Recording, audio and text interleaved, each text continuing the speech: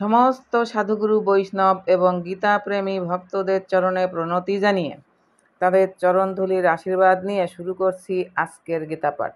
ওম অশ্ব শ্রীমদ্ভগবদ্গীতা মালা মন্ত্রস্য শ্রী ভগবান বেদব্যাস ঋষির নুষ্টুপ ছন্দ শ্রীকৃষ্ণ পরমাত্মা দেবতা অসচ্চানম্বশতম প্রজ্ঞাবাদাঞ্চ ভাষাসে সর্বধর্মান পরিত্যাজ্য মামেকম শরণম ব্রজ অহং তাম সর্বপাপেভ্য মোক্ষয়িষ্যামি মা শুচ। ওম তৎসৎ ওম তৎসৎ ওম তৎসৎ। ওম নমো ভগবতে বাসুদেবায়। হরে কৃষ্ণ। চতুর্থ অধ্যায় জ্ঞানযোগ। শ্লোক ৭। যদা যদা হি ধর্মস্য গ্লানির্ভবতি ভারত অভ্যুত্থানম অধর্মস্য তদাত্মানম সৃজামি অহম। গীতার গান। যদা যদা ধর্মগ্লানি হইল সংসারে, হে ভারত বিশ্বভার লঘু করিবারে, অধর্মের অভ্যুত্থান ধর্মগ্লানি হলে আত্মার সৃজন করি দেখো হে সকলে। অনুবাদ। হে ভারত, যখনই ধর্মের অধঃপতন হয় এবং অধর্মের অভ্যুত্থান হয় তখন আমি নিজেকে প্রকাশ করে অবতীর্ণ হই। তাৎপর্য। এখানে সৃজামি কথাটি তাৎপর্যপূর্ণ। এই সৃজামি কথাটি সৃষ্টি করার অর্থে ব্যবহৃত হয়নি, কারণ পূর্ববর্তী শ্লোক অনুযায়ী ভগবানের সমস্ত রূপই নিত্য বিরাজমান। তাই ভগবানের রূপ বা শরীর কখনো সৃষ্টি হয় না। সুতরাং সৃজামি মানে ভগবানের যা স্বরূপ সেভাবেই তিনি নিজেকে প্রকাশ করেন। যদিও ব্রহ্মার একদিনে সপ্তম মনুর অষ্টবিংশতি চতুর্যুগে দাপরের শেষে ভগবান তার স্বরূপে আবির্ভূত হন, কিন্তু প্রকৃতির কোনো নিয়মকানুনের বন্ধনে তিনি আবদ্ধ নন। তিনি তার ইচ্ছা অনুসারে লীলা করেন। তিনি হচ্ছেন সরাট। তাই যখন অধর্মের অভ্যুত্থান এবং ধর্মের গ্লানি হয় তখন ভগবান তার ইচ্ছা অনুসারে এই জড়জগতে অবতরণ করেন। ধর্মের তত্ত্ব বেদে নির্দেশিত হয়েছে এবং বেদের এই নির্দেশগুলি যথাযথ আচার না করাটাই হচ্ছে অধর্ম। শ্রীমদ্ ভাগবতে বলা হয়েছে এই সমস্ত নির্দেশগুলি হচ্ছে ভগবানের আইন এবং ভগবান নিজেই কেবল ধর্মের সৃষ্টি করতে পারেন। বেদ ভগবানেরই বাণী এবং ব্রহ্মার হৃদয়ে তিনি এই জ্ঞান সঞ্চার করেন। তাই ধর্মের বিধান হচ্ছে সরাসরিভাবে ভগবানের আদেশ। ভগবদ্গীতার সর্বত্রই এই তত্ত্বের বিশদ বর্ণনা করা হয়েছে।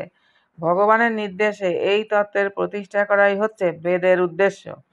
গীতার শেষে ভগবান স্পষ্টভাবেই বলেছেন, সর্বধর্মান পরিত্যাজ্য মামেকম শরণম ব্রজ, সর্বধর্ম ত্যাগী লও আমার শরণ। বৈদিক নির্দেশগুলি মানুষকে ভগবানের প্রতি পূর্ণ শরণাগত হতে সাহায্য করে।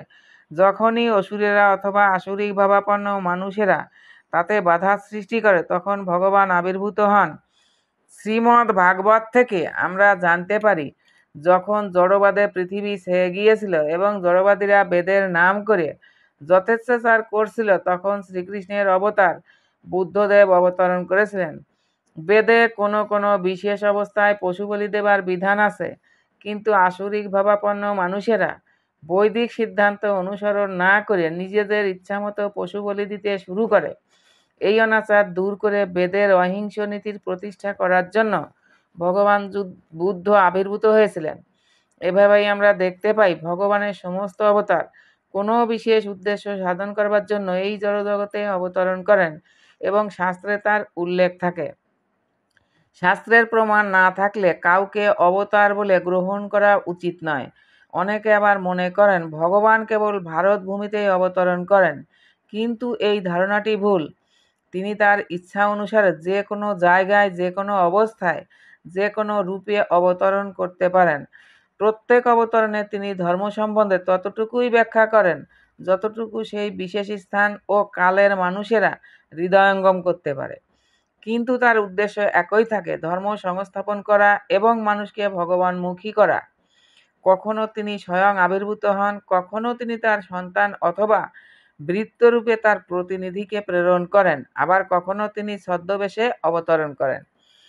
অর্জুনের মতো মহাভাগবতকে ভগবান ভগবদ্গীতা শুনিয়েছিলেন, কারণ ভগবদ্গীতার মর্মার্থ উন্নত বুদ্ধিমত্তা সম্পন্ন মানুষেরাই কেবল বুঝতে পারে।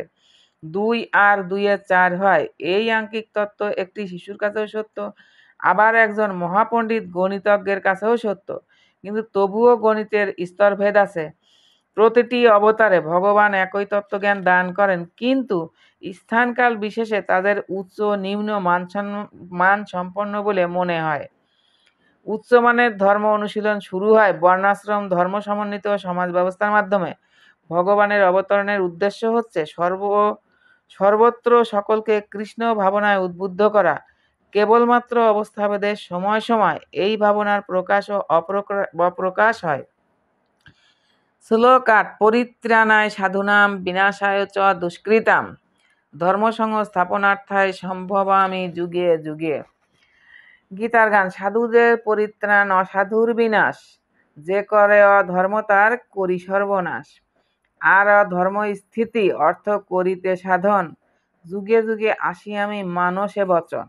অনুবাদ: সাধুদের পরিত্রাণ করার জন্য এবং দুষ্কৃতকারীদের বিনাশ করার জন্য এবং ধর্ম সংস্থাপনের জন্য আমি যুগে যুগে অবতীর্ণ হই। তাৎপর্য: ভগবদ্গীতা অনুসারে কৃষ্ণ ভাবনায় উদ্বুদ্ধ যে মানুষ, তিনি হচ্ছেন সাধু। কোনো লোককে আপাত দৃষ্টিতে অধার্মিক বলে মনে হতে পারে, কিন্তু তার অন্তরে তিনি যদি সম্পূর্ণভাবে কৃষ্ণ ভাবনাময় হন, তবে বুঝতে হবে তিনি সাধু। আর যারা কৃষ্ণ ভাবনাকে গ্রাহ্য করে না, তাদের উদ্দেশ্যে দুষ্কৃতাম শব্দটি প্রয়োগ করা হয়েছে। এই সমস্ত অসাধু বা দুষ্কৃতকারীরা লৌকিক বিদ্যায় অলঙ্কৃত হলেও এদের মূঢ় ও নরাধম বলা হয়। কিন্তু যিনি 24 ঘন্টায় ভগবত ভক্তিতে নিয়োজিত, তিনি যদি মূর্খ এবং অসভ্যও হন, তবুও বুঝতে হবে যে তিনি সাধু। রাবণ, কংস আদি অসুরদের নিধন করার জন্য পরমেশ্বর ভগবান যেমনভাবে অবতরণ করেছিলেন, নিরীশ্বরবাদীদের বিনাশ করবার জন্য তাকে তেমনভাবে অবতরণ করতে হয় না।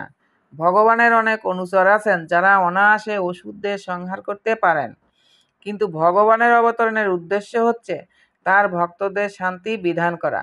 অসুরেরা ভগবানের ভক্তদের নানাভাবে কষ্ট দেয়, তাদের উপর উৎপাত করে, তাই তাদের পরিত্রাণ করবার জন্য ভগবান অবতরণ করেন। অসুরের স্বভাবই হচ্ছে ভক্তদের উপর অত্যাচার করা। ভক্ত যদি তার পরম আত্মীয় হয়, তবুও সে রেহাই পায় না।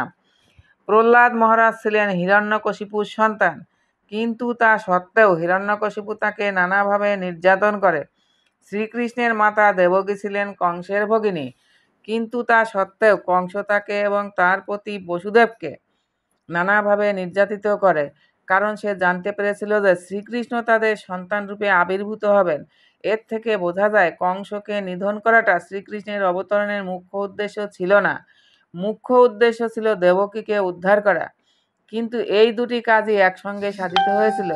তাই ভগবান এখানে বলেছেন সাধুদের পরিত্রাণ আর অসাধুর বিনাশ করবার জন্য তিনি অবতরণ করেন। শ্রী চৈতন্য চরিতামৃত গ্রন্থে শ্রীকৃষ্ণদাস কবিরাজ নিম্নলিখিত শ্লোকগুলির মাধ্যমে ভগবানের অবতরণের মূল তত্ত্ব সংক্ষেপে উপস্থাপন করেছেন। সৃষ্টি হেতু যেই মূর্তি প্রপঞ্চে অবতরে, সেই ঈশ্বর মূর্তি অবতার নাম ধরে। মায়াতীত পরব্রহ্মে সবার অবস্থান, বিশ্বে অবতরী ধরে অবতার নাম। ভগবত ধাম থেকে এই জড়জগতে প্রকাশ হওয়ার ফলে ঈশ্বর মূর্তি অবতার নাম ধরে। এই অবতারেরা অপ্রাকৃত পরব্রহ্মে অবস্থান করেন। প্রাকৃত জগতে অবতরণ করার জন্য তাকে অবতার বলা হয়। ভগবানের অনেক রকম অবতার আছে, যেমন পুরুষাবতার, গুণাবতার, লীলা অবতার, শক্তাবেশ অবতার, মন্বন্তর অবতার ও যুগাবতার। তারা নির্ধারিত সময়ে বিশ্বের বিভিন্ন স্থানে অবতরণ করেন, কিন্তু ভগবান শ্রীকৃষ্ণ হচ্ছেন সমস্ত অবতারের উৎস, আদি পুরুষ। ভগবান শ্রীকৃষ্ণ অবতরণ করেন তার শুদ্ধ ভক্তদের আত্মীহরণ এবং পরিতোষণ করবার জন্য, যারা তার শাশ্বত সনাতন শ্রী বৃন্দাবন লীলায় তাকে দর্শন করবার জন্য উদ্গ্রীব হয়ে থাকেন। তাই শ্রীকৃষ্ণের অবতরণের মুখ্য উদ্দেশ্য হচ্ছে তার শুদ্ধ ভক্তদের পরিতোষণ করা।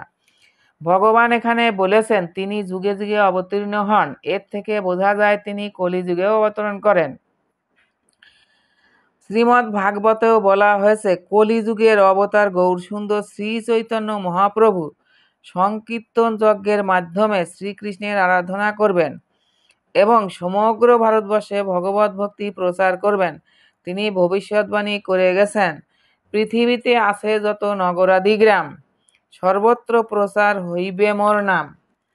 শ্রীকৃষ্ণের শ্রী চৈতন্য মহাপ্রভু রূপে অবতরণের কথা উপনিষদ, মহাভারত, শ্রীমদ্ ভাগবত আদি শাস্ত্রের গুরুত্বপূর্ণ অংশে গুপ্তভাবে উল্লেখ আছে, কিন্তু প্রত্যক্ষভাবে উল্লেখ নেই। শ্রীকৃষ্ণের ভক্তেরা শ্রী চৈতন্য মহাপ্রভু প্রবর্তিত সংকীর্তন যজ্ঞের প্রতি গভীরভাবে আকৃষ্ট হন। ভগবানের এই অবতার দুষ্কৃতকারীদের সংহার করেন না, বরং তিনি তার অহৈতুকী কৃপায় ভবসাগর থেকে তাদের উদ্ধার করেন। আবারও সকল ভক্তদের চরণে প্রণতি জানিয়ে আজকের গীতাপাঠ এখানেই সমাপ্ত। হরে কৃষ্ণ কৃষ্ণ কৃষ্ণ হরে হরে, হরে রাম রাম রাম হরে হরে। জপ হরে কৃষ্ণ হরে রাম, নিতাই গৌর রাধেশ্যাম। নিতাই গৌর হরিবল হরিবল হরিবল, গৌর হরিবল।